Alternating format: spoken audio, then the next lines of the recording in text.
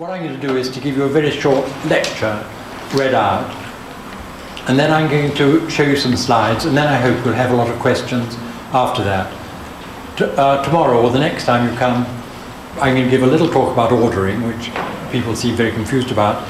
Then I'm going to show you the techniques I use to try and apply Alexander's technique to the sort of medical problems I get. So let me read out my script and take it from there. First, of course, how delighted I am to have this chance to meet you and exchange our views and cultures. I know very few of you, and I wonder if the students in training would raise their hands up,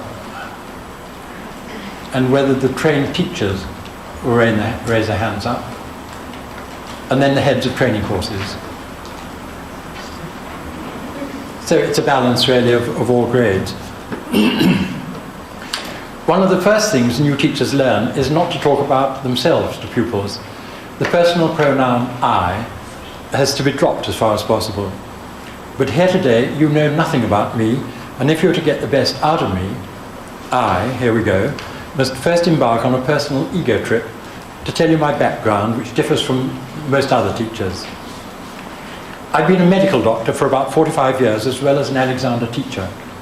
Not just a teacher who happens to have a medical degree, but a practicing everyday clinician. I became a consultant in what is called R&R, Rheumatic Disorders and Rehabilitation, in our hospital service for about 30 years ago. And since a consultant is the top of our medical tree, it's given me enough clout to make the establishment listen to me. But my greatest happiness is to have got to the top of this tree without knowing much medicine, but by looking as if I did.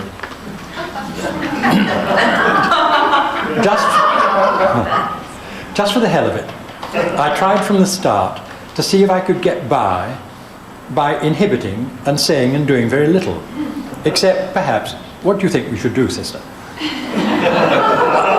I did not do anyone any great harm, and on the contrary, surprisingly, my clinics soon became the biggest in the hospital, much used by the other doctors and nurses. It taught me that in my specialty, people like 99% of your care and just about 1% of anything which might sound helpful.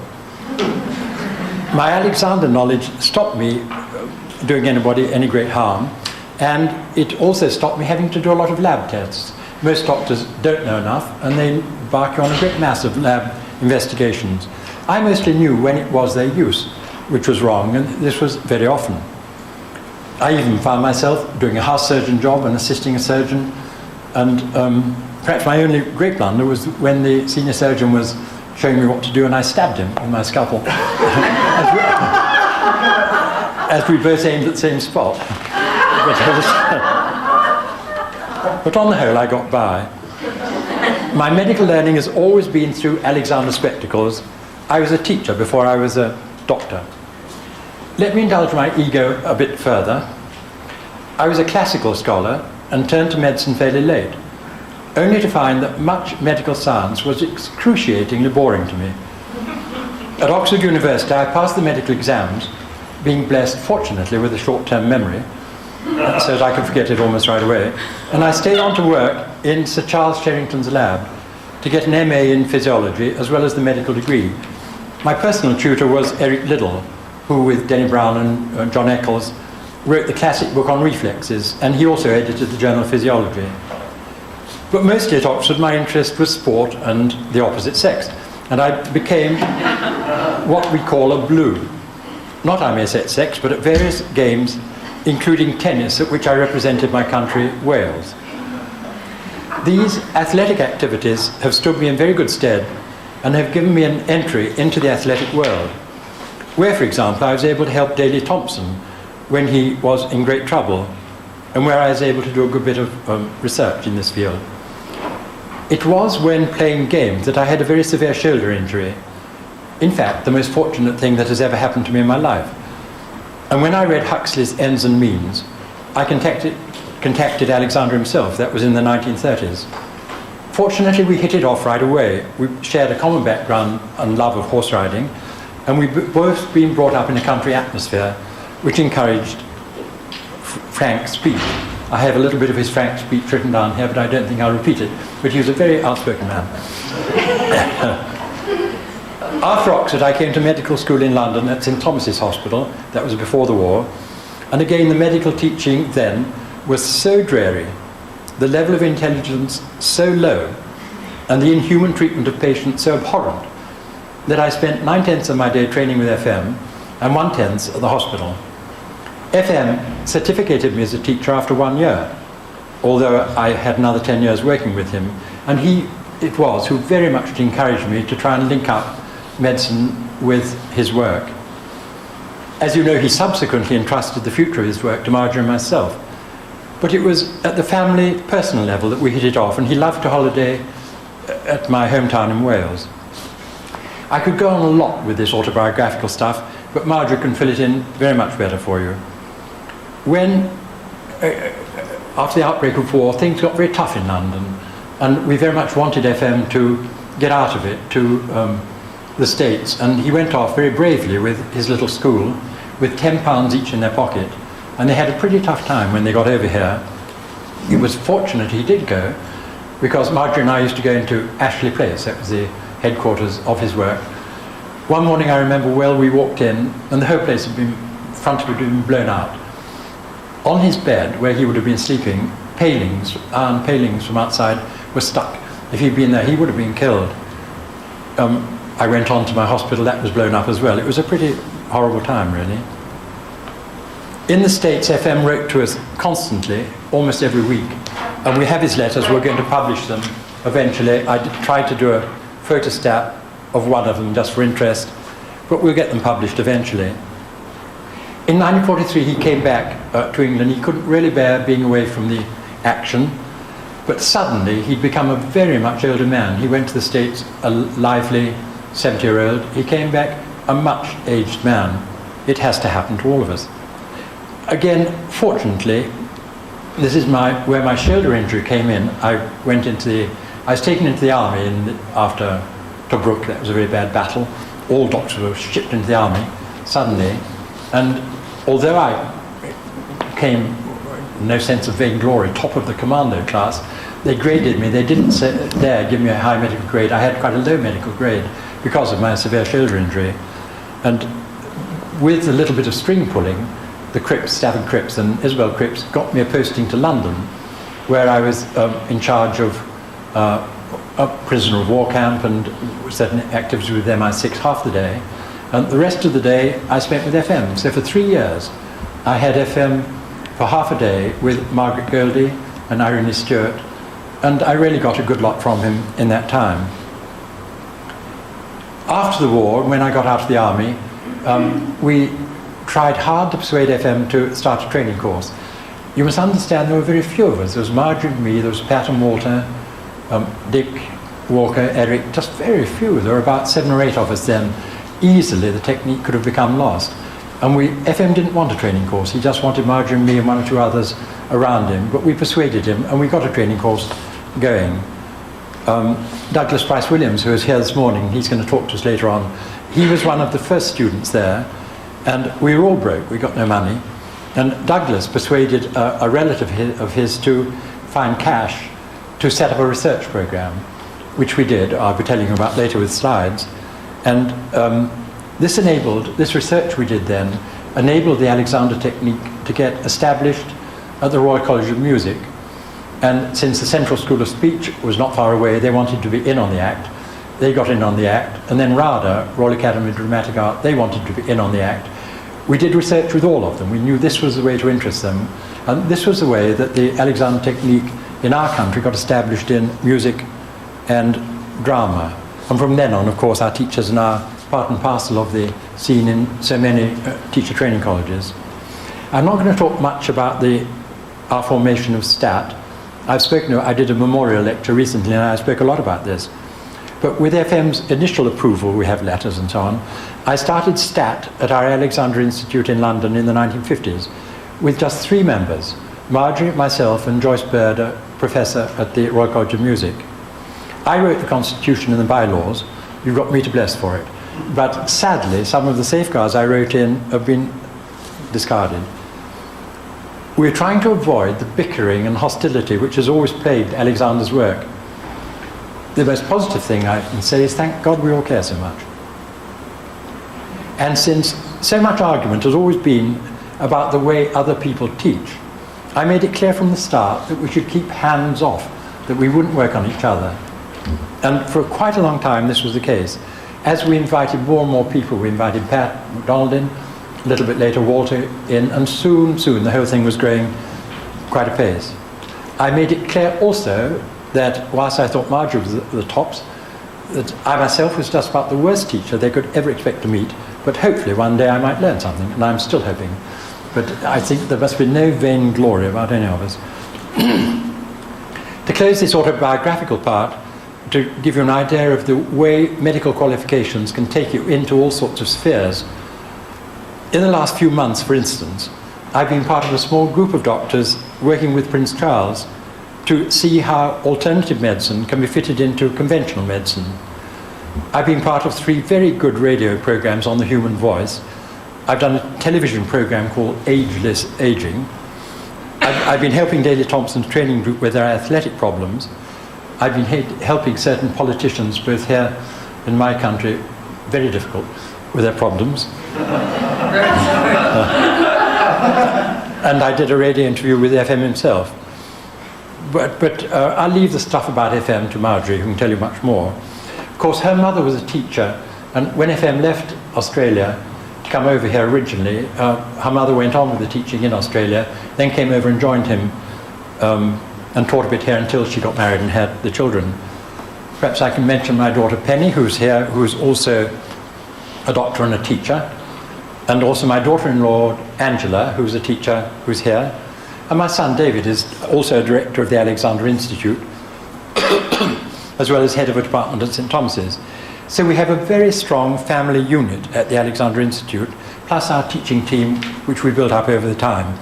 And this is where we hope eventually to start postgraduate training and possibly certification. We feel that a mess things are in at present, the confusion of ideas. Maybe, like other disciplines, we need to have a postgraduate certification, like we do in medicine or in education, PhDs and so on. And we feel this might make an inner core of people who all had the same ideas.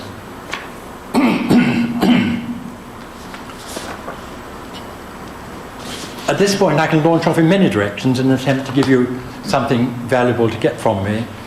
And at our second meeting, I'm going to do this demonstration of the way I work.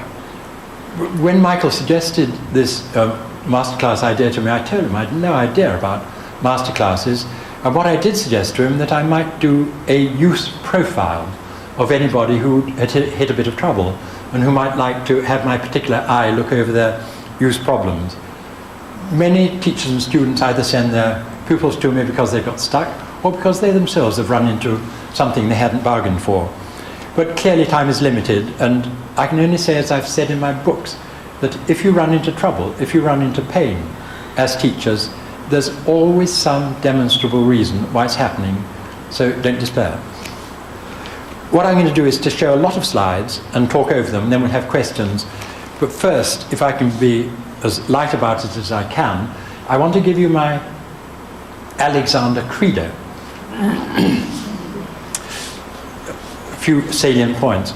First, I hold it to be self-evident that in matters of body use, all men are not born equal. But I also hold it to be self-evident that all of us are born with an equalizing faculty. Secondly, deterioration is not inevitable.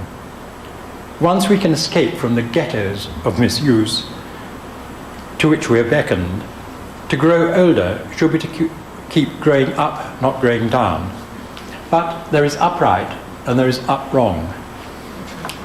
To parody the song, it ain't that you up, it's the way that you up it.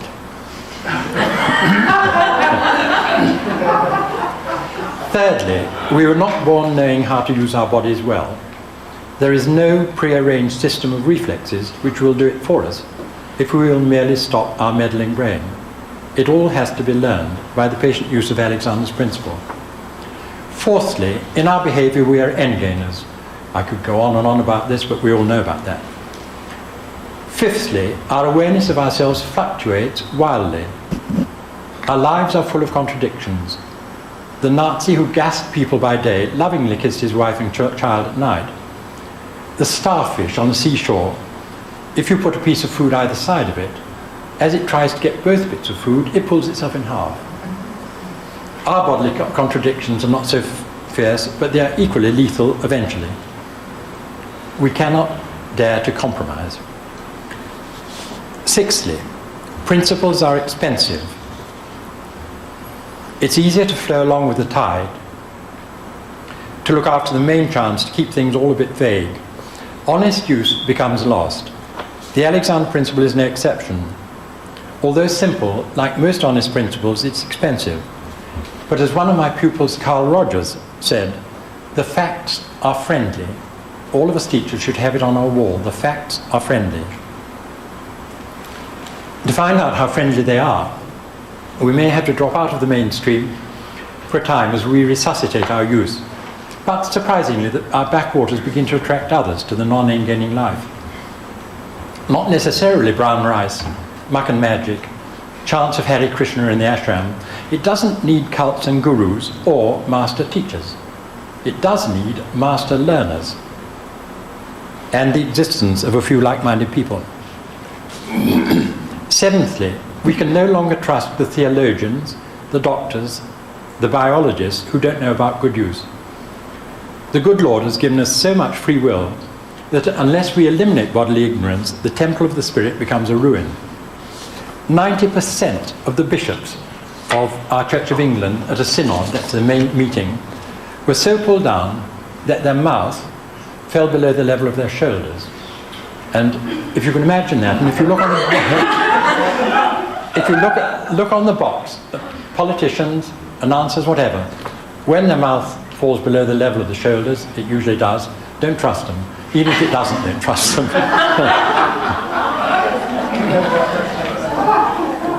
I told a bishop who'd been coming to me recently who had neck pain that the good Lord couldn't want this holy humbleness of bowing his head forward if it gave him a pain in the neck. The dropping forward of the head from the hump at the base of the neck dulls rather than frees the spirit. This applies to some Alexander students who think head forward involves this sort of dropping forward from the lower neck, however much up they may get with it. So finally, let us imagine a world in which good use was thought to be the single most important factor. A world in which those in authority would not have been chosen unless their own use was reasonable and unless they behaved as if good use was the most essential prerequisite for those they serve. You may think this is utopia. It is. Not the utopia which comes from the Greek, our topos, no place, but from the Latin, utus, use, opus, work.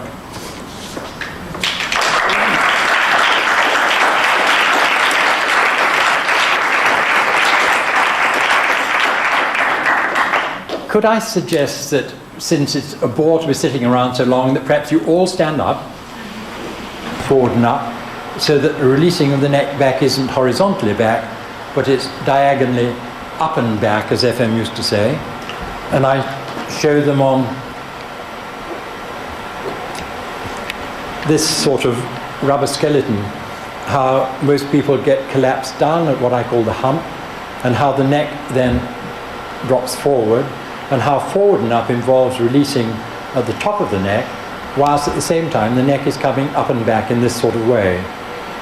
What I should be showing you in the x-rays is that, sadly, teachers seem to get a forward from there, but then they get an artificial straightening just of the upper part of the neck, like that, which leads to pain and leads to dizziness, obstruction of the vertebral arteries and so on.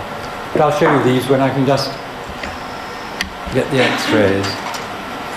These are x-rays, all of them pretty awful in their way, of heads pulling back, necks dropping forward. That's the neck, that's the skull, those are the shoulders. And this drop forward of the neck can be so bad that I've seen people having in hospital a barium swallow. That's you swallow the stuff down to try and see if you've got an ulcer. And the barium unable to get past here until you took the head and it went and the whole thing went through. There's also, that's the amount of pressure forward. There's also been quite a bit of stuff in the medical journals lately about lump in the throat. A lot of us get the feeling of lump in the throat. And it's been shown that lump in the throat very often comes from the neck dropping forward onto the gullet.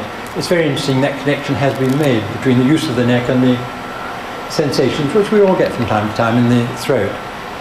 I thought I'd use this opportunity perhaps to show you, showing those x-rays there, to show you some of these x-rays. This one of an Alexander teacher, and I've had quite a few of these now, enough to frighten me, who was getting dizziness and pain and so on. I don't know if this shows, I won't have a viewing box, but if this shows here, at about C3, C4, the neck has been over-straightened. The normal curve of the neck has been lost. I myself can't see awfully well, but is that all right? Yes. Whether you can see the over-straightening that's taking place in the neck.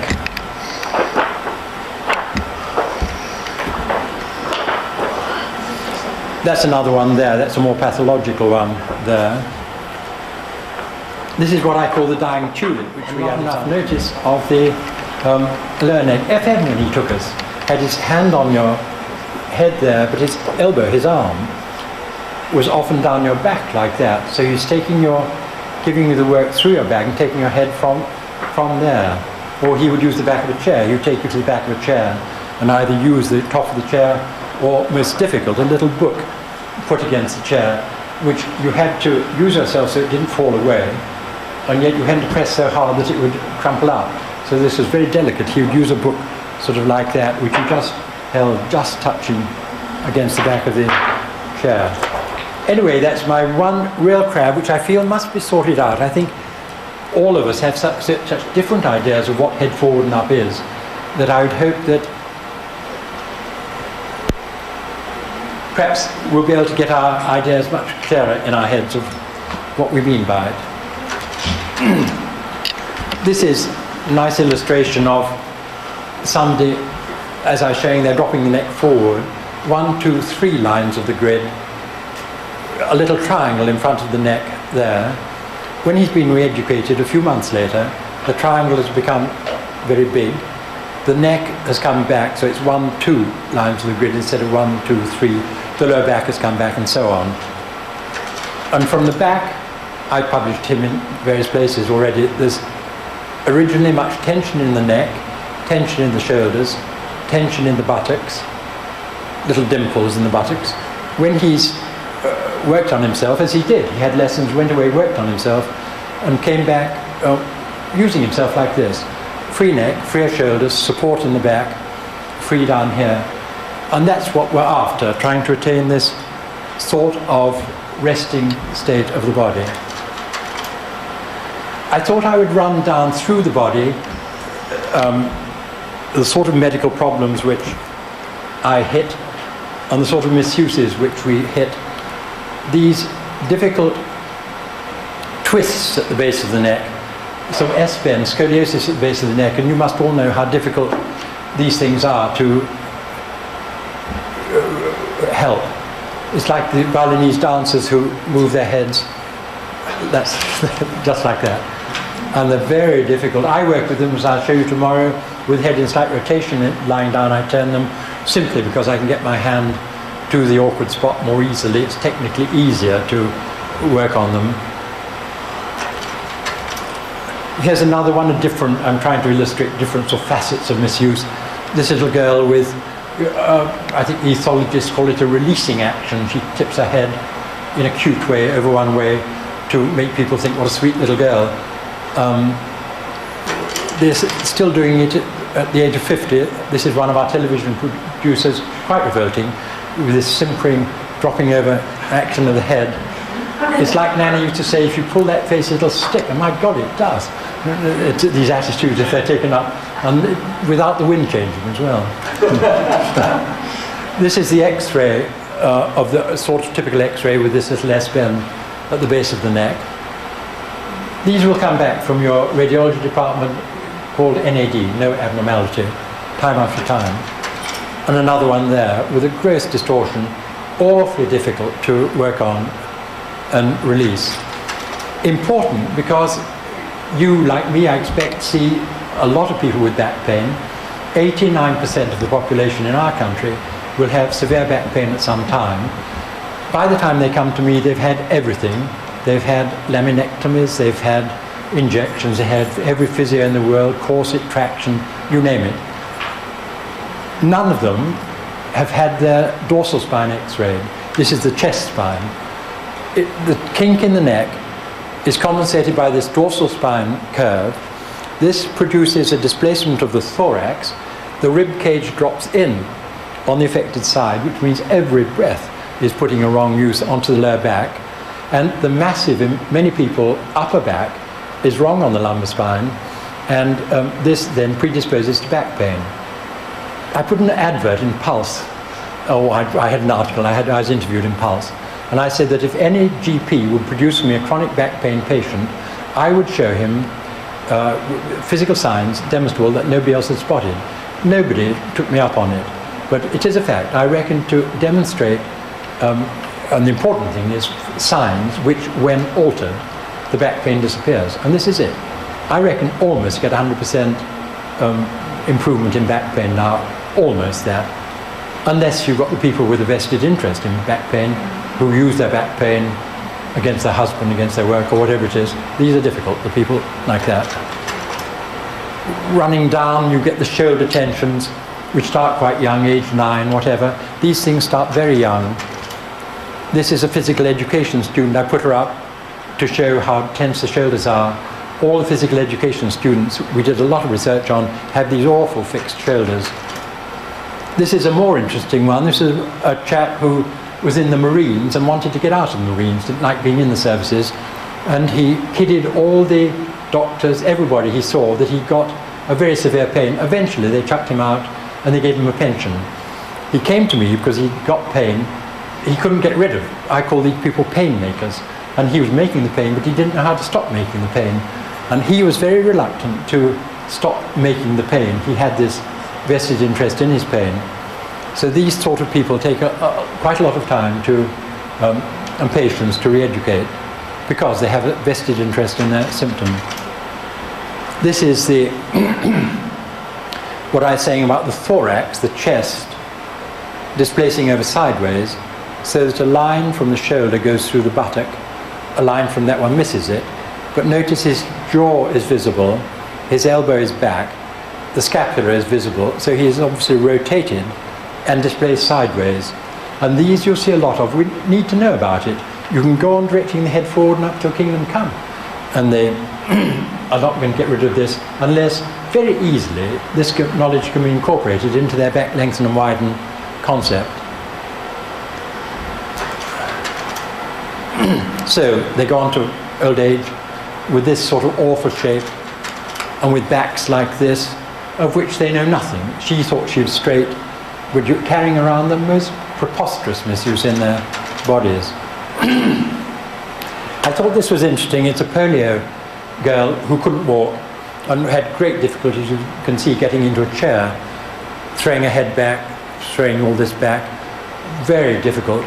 Here, and this I thought was interesting, that she was unable to bend her knees because she was making a false joint in where the chest joins the lumbar spine.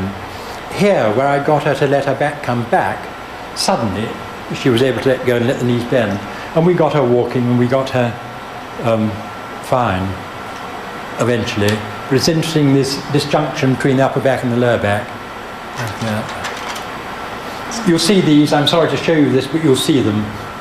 Polio cases. This one fused. You can help them a lot.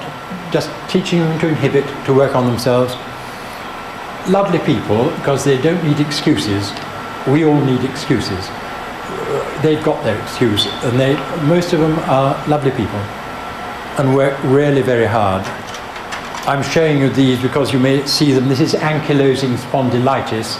That's bamboo spine you'll have heard about, where the whole spine gets ossified. But I haven't brought them, but I've got x-rays of this chap when his mood was down, when he was really very much more bent, and when his mood was up, when the spine was different. So changes are possible. Alexander work can help even people with this fixed, rigid bamboo spine. You'll also encounter, Alexander teaches seem to Sherman's disease. That's osteochondritis of the dorsal spine, children very bent forward, difficult with wedged vertebrae, and it's good to know that certain things are changeable about them and certain things aren't. But if you get them young enough, you can do quite a bit. There's no end to the number of misuse patterns I could demonstrate. I'm just taking the odd bits. This is an interesting one, bow leg, flat feet, and this was taken out of an orthopedic textbook. And the author was saying, okay, quite easy, you correct it by squinting the knees out, and then the feet will raise. But in fact, if you study it, you'll see that as he's done this, the hands have turned out.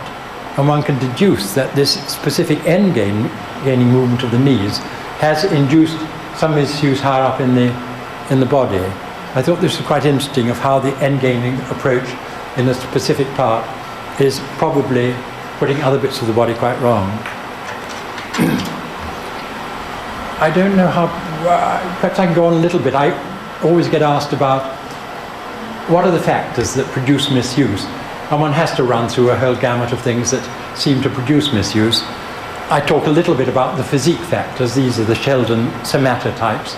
We're all a mixture of fatness in the top row, muscularity, and slenderness, ectomorphs as they're called in the lower group. On the whole, the bottom group are much tenser than the fatties. I find it much easier to release tense people than I do to put a bit of steam into the fatties. The mid ones get away with murder, really. The muscular chaps seem to really not get too many troubles too early on. They get their coronaries and their high blood pressure that little bit later. Then the familial things, father and son, just to make the point that we all pick up the family mood, that we drop into the feel of a family, which gets mirrored in our use of our bodies, may be rejected, but they two in fact had a very similar use of their bodies. Twins usually have the same sort of misuses. The first one that pops out is usually the dominant one. I don't know how it knows, and the tenser one, which is the boss child. And another twin there with one a bit tenser than the other, but with very similar misuse. You get twins who go to school linking arms, and you sometimes get this mirror image misuse, which is quite interesting. Singing teachers in front of their singing pupils sometimes produce a mirror image misuse of which copies their own. Got to talk a little bit about coming up from a million years ago. This modern man was described. This I call Alexander man, which is the neck has come back quite a bit. Evolutionarily, it is apparent that the occipital protuberances, that's the just by the foramen magnum at the back, has gradually been coming back, and Alexander man is no different. He's getting his head up, but the neck is coming back.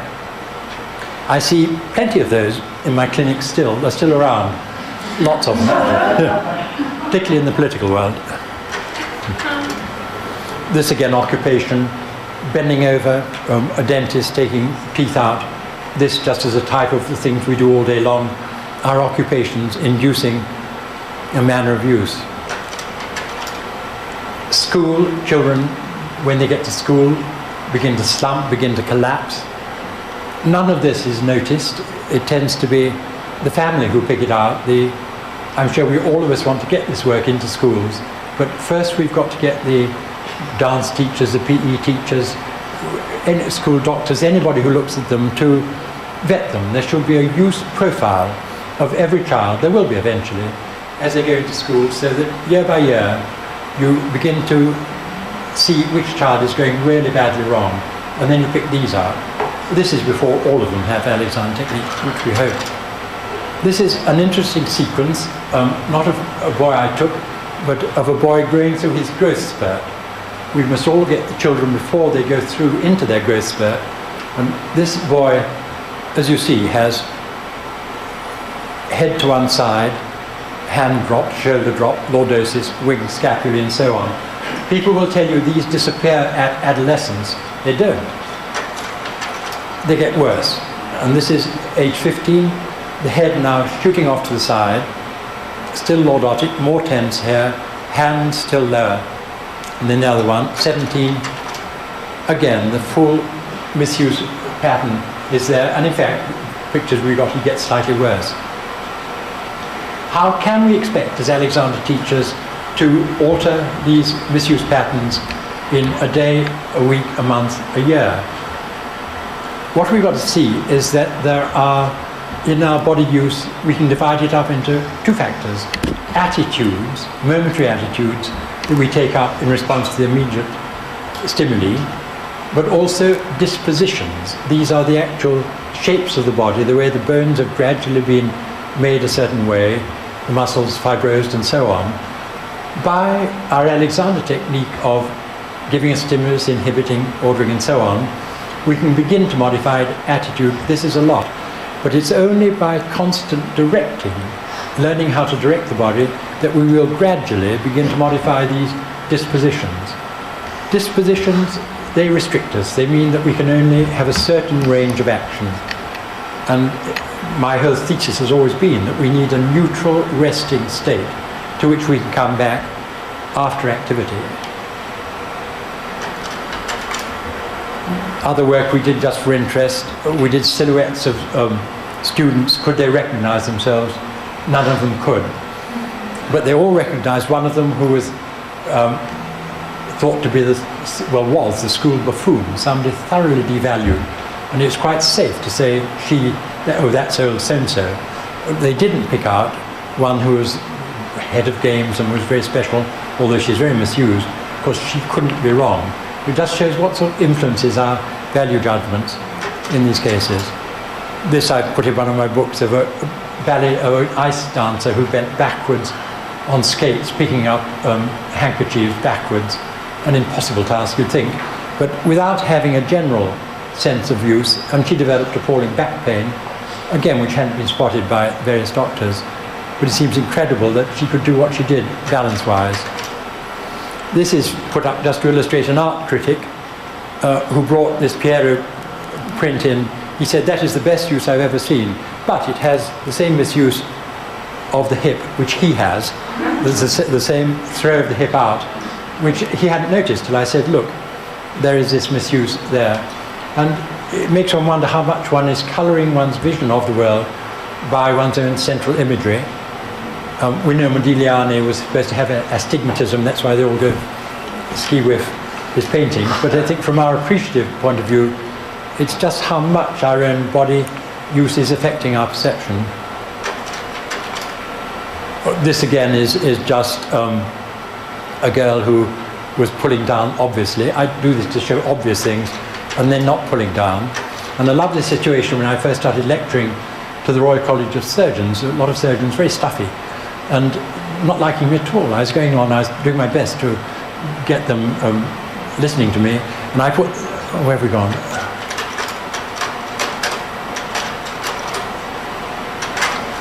Yes, the machine's gone wrong. Anyway, I put the first one up, and the second one I put up was a large husky man. I said, this is what we do with the Alexander technique, and this very naked woman, then a very large man appeared, is what we'd done to her. And this brought the house down, and they were all with me after that. It was, it just shows how fortune works. I'm putting a hodgepodge of stuff up, but this, most of you know all about this stuff. The muscle spindle in the muscles, the sensory end organ. We had this conference in Sydney about 3 years ago, and everybody in the world who knew about posture came to really, supposedly to honour FM. In fact, it turned out for each one of them to be a sort of ego trip of their own speciality, that they talked very little of FM. I talked a great deal, 1 or 2 others did. But it's a lot in this of the neurophysiology of posture, and a lot in it about the muscle spindle.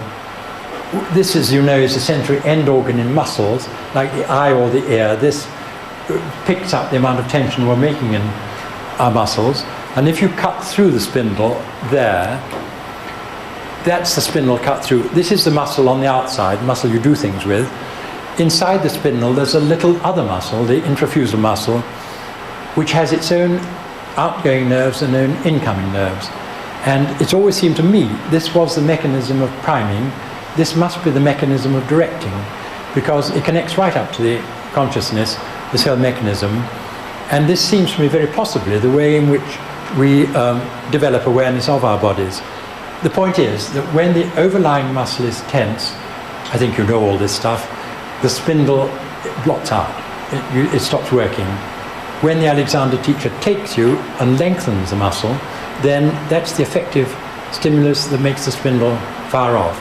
And the only good thing really, apart from the fact of it, to come out of Sydney was a Professor Abrahams, who's discovered that at the base of the neck, around what we think of as primary control, there are 100 times at least more spindles than there are anywhere else in the body. The eye has a good few, but the base of the neck, there's a great pool of awareness there, which is being cut out by muscle tension. So when the Alexander teacher takes your head and releases, a flood of awareness will come from that. So there is apparently this mechanism at the base of the skull of spindle awareness, and this is one of the things which we are obviously working on. I show this real tease physiotherapist of a hysteric putting herself out of action by this gross extension work. Yoga teachers do something like this with the bridge, and that's one thing one tries to stop them doing. It is a way of depersonalizing yourself, of cutting out sensation. Or I'm going to show you a schizophrenic in catatonia, this state of total rigidity, in which all sort of muscle sensation is cut out. Some years ago, I suppose, 20 years it must be, a neurophysiologist called Benoit wrote a book called The Many Faces of Love and the Supreme Doctrine. I don't know if you know it. He's a good physiologist. And he said that our skin is equipped to take sensation from the outside, cold, touch, pain, hot, and so on. But that by muscular agitation under the skin, we can also irritate the skin. We can set up a quite spurious sense that we're interacting with the outside world simply by this muscular agitation from the inside. And it seems to me possibly this is what schizophrenics are at, that they are living a fantastic world in there and creating what's the experience. If you pinch yourself, you get an experience. You can then model it. You can then say, I think this is a pin, I think someone's pinched me, or whatever. This is many to one. There's a lot of outside world. There's just a little bit of raw experience abstracted. This is many to one. The model is less than the raw experience. Alexander technique is a process in teaching of associating a model, the directions, with the raw experience which the teacher gives you. It isn't Pavlov. It's not writing CAT and showing a cat and saying cat is cat. It is giving orders, as we know, to a pupil which mean nothing to them at all at first. Gradually we fill in the meaning content over days, weeks, months, until suddenly they think, got it. Suddenly they click. But it is basically a process, I think, of associating the order with the experience until the two begin to click. And as I was saying, FM all the time, as he worked, would never give you an experience, would never do anything in moving you unless he gave an order at that time. He would give you a verbal order at that time. With each use of his hands, there would be an order given to you. None of this twiddling hands around, none of heads around, none of this, as somebody said the other day, I've got my pupils to push their head hard against the wall and they feel much better after it. Well, you know, so what? Alexander technique is giving orders. Alexander teaching is giving orders and associating it with the best experience you can give them. Anything without this directing thing is not Alexander technique. It may be nice, may be pleasant, it's not Alexander technique. I'm putting this up just to amplify the idea of resting state. A violinist, I could spend a lot of time over it, but whenever he raised his arm up, his head pulled to the side and tension set up in his body. And this is an electromyogram of the muscle at rest when he raises his arm, raises it again, puts the arm down, but the muscle doesn't then return back to a resting state. An Alexander teacher or he can then get the muscle to release. My whole thesis has always been that one must learn neutral resting states. We're carrying around with us unresolved tension, which is our resting state of unresolved tension. Our job really is to teach people how to come back to a resting state which won't be the same as the last one. They'll have lived through, decontaminated the last thing they've just come through, and the new resting state will be that bit fuller than the previous one. But we're trying to show people, and think, if you come to rest after an action, you're coming to rest before the next one. So in a sense, after it is also going to lead you on to an inhibitory state before the next one. These are athletes who didn't come back to rest: a discus thrower, breast forward, hand forward, body rotated. She practiced all the time and didn't come back to rest. And this a javelin thrower with the same problem, not coming back to a proper state of rest in the body. I'm just throwing out odd ideas. You'll be asked what you think of stretching and strengthening exercises and so on, and muscle work. Should we allow it, as Alexander teaches? This chap, a runner, collapses at his desk, and just look at that when he stands. Rubbish to give him strengthening exercises to his back, because he's already too tense. He's got to be brought back to a neutral resting position. And this is useful ammunition. That this is a recording of one of the really tough guys, weightlifters, making a lot of tension. This is the amount of weight he can lift, the dynamometer. Very little. This is somebody with relatively lengthened muscle, and he can lift much more. The lengthened muscle is much stronger than the shortened contracted muscle. I'm not saying I can lift a weight like a weightlifter can, but that weightlifter, if he would be taught to come back and lengthen his muscles, would lift more weight. This, it's in my books, and you could look at it some other time. This was a research we did comparing exercises with Alexander. We found that the exercise group over a 9-month period got very much worse. The Alexander group got infinitely better. We had 50 students from the Royal College of Music, another group slightly more from the Central School of Speech, and the head of Central took on a bet with me. She was having lessons. She said, "I bet we can do just as good as you with our exercise techniques." And we photographed each group before and after, and when she finally found that her group were disastrously worse, then the entire policy of the school changed, and the teachers came and had lessons and so on. But research is what persuaded these people to take on Alexander work. This is a girl who tried very hard using exercises, patently much worse after that. This I'm putting up, there were 3 girls. Another study we did of secondary schools comparing gymnastic work with ordinary movement work, not so fierce as the old-fashioned gymnastics. These were 3 of the best girls they could find in their school who'd done the gymnastic thing. You can see how awful their manner of use is. The terrifying thing is that their teachers hadn't spotted it, that they didn't realize how bad that was. This is another topic still, really. This is the interaction of mind and body with the muscles, that with electromyography, if you have the hand like that and raise it, there'll be a shower of action potentials in the muscle. When you put it down, they cease. But if you then think, I'm going to raise my hand, then in fact you get this little sub-movement taking place as they think it. I think this is a misuse. I think we should be able to conceive of movement, to think what we're going to do next, without setting up agitation in our body. The behaviorists think that this is what thought is. They say it's little eye movements, little throat movements, tongue movements, and so on. I think that's a misuse. I think we should be able to think without agitating our body in that sort of way. And this, I think I'll finish, is just an EMG of somebody having a lesson, very tense, getting less tense, and eventually becoming quite tense as we give them the link up with their directions. That's a bit of a whirlwind rush, but I thought I'd go through it. And maybe you could all ask me. Because I find this very, very interesting and valuable. And I was wondering if anyone... I feel this. I think this is so Frank Pierce Jones, of course. Right. But there's not been enough simple research. Like, and Alexander teachers don't like it, really. I sent around a simple Cornell questionnaire and simply said, when you started Alexander lessons, there are 200 symptoms in it, I think. Will you ring the ones you had when you started? And would you ring any that have gone? Well, that seemed to be quite simple, really.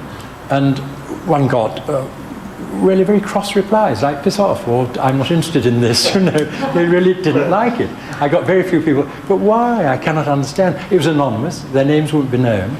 They're quite simple stuff. Well, this will be helpful, you know, to know had X number of people had back pain and got rid of it, and so on. Now, I agree, if we have any research funds, this is what we should do, I think.